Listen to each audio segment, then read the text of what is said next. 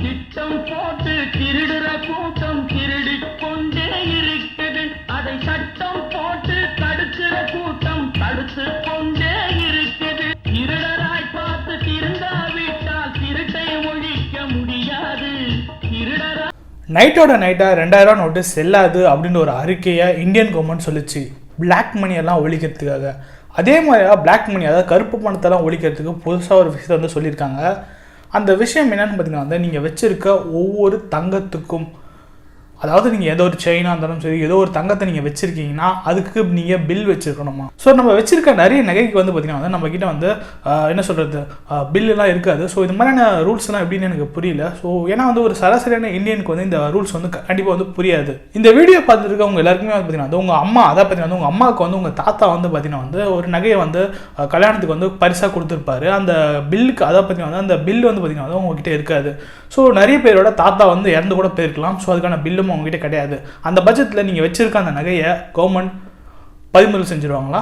ஒரு விஷயத்த ஒரு கவர்மெண்ட் சொல்லும் போது அது வந்து ரொம்பவே தெளிவாக வந்து சொல்லணும். அப்போ தான் வந்து ஒரு சராசரியான இந்தியனுக்கு வந்து அது புரியும். ஸோ நைட்டாக வந்து பிளாக் மணி ஒழிச்சுமே பார்த்தீங்கன்னா வந்து இப்போ நகைக்கெலாம் வந்து பில் வேணும் அப்படின்னு ஒரு விஷயம் வந்து சொல்கிறாங்க. ஸோ எல்லா நகைக்கும் வந்து பில் இருக்கான்னு கேட்டிங்கன்னா வந்து நம்ம வந்து என்ன சொல்கிறது, ஒரு வாஷிங் மிஷினோ ஒரு டிவியோ வந்து வாங்கணும் அப்படின்னா வந்து அது ரிப்பேர் ஆகிடுச்சுன்னா நம்ம 1 வருஷம் வாரண்டி இருக்கும் அப்படின்னு பட்சத்தில் நம்ம பில் எடுத்து வைப்போம். ஆனால் நகைக்கு வந்து நம்ம எல்லாரும் சேர்ந்து பில் எடுத்து வைப்போம் அப்படின்னு கேட்டிங்கன்னா வந்து கண்டிப்பாக கிடையாது. ஒரு சில பேர் எடுத்து வைப்பாங்க. அதோ இந்த சமயத்தில் இப்போலாம் எடுத்து வைக்கிறோம். ஆனால் இதுக்கு முன்னாடி வாங்கின நகைக்கெலாம் வந்து நம்மகிட்ட பில்லும் இருக்காது. ஏன்னா வந்து பார்த்திங்கன்னா அப்போலாம் வந்து ஏதோ ஒரு நோட்டீஸில் வந்து என்ன சொல்கிறது, ஒரு மஞ்சள் கலரில் இல்லை ரோஸ் கலர் ஒரு பேப்பர் வந்து அவங்க வந்து எழுதி தருவாங்க. அந்த மாதிரி ஒரு பில்லு தான் வந்து அப்போ இருந்துச்சு. ஸோ ஒரு விஷயத்த, ஒரு சட்டத்தை நீங்கள் அமல் கொண்டு வரும்போது அது ரொம்பவே தெளிவாக வந்து மக்களுக்கு வந்து சொல்லணும். ஸோ அப்படி இல்லைனா வந்து மக்கள் வந்து இது மாதிரி தான் குழம்பிட்டு இருப்பாங்க. ஸோ தயவு செஞ்சு இதுக்கான தெளிவான ஒரு விளக்கத்தை கொடுங்க. ஸோ எல்லாத்துக்கும் எப்படிலாம் வந்து பில் வச்சுருவோம் பார்த்தீங்கன்னா வந்து என்ன சொல்கிறது, ஒரு ரைடு அப்படின்னு வந்தாங்கன்னா ஒரு பணக்காரங்க வீட்டெலாம் போய் ரைட் பண்ணாங்கன்னா நிறைய வந்து நகைகள்லாம் வந்து பில் இருக்காது. அவங்க வந்து என்ன சொல்கிறது, கிலோ கணக்காக வச்சிருப்பாங்க. ஆனால் இதே வந்து பார்த்தீங்கன்னா அது ஒரு சராசரியான ஒரு வீட்டில் வந்து பார்த்தீங்கன்னா யாரும் நகை வச்சிருப்பாங்க. நான் சொன்னமே பார்த்தீங்கன்னா வந்து அவங்களுக்கு வரதட்சணை அது வந்திருக்கும்.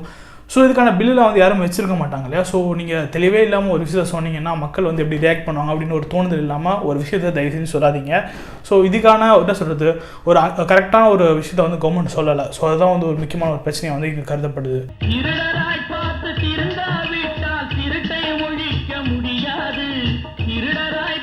திருந்தாவிட்டால் திருட்டை ஒழிக்க முடியாது.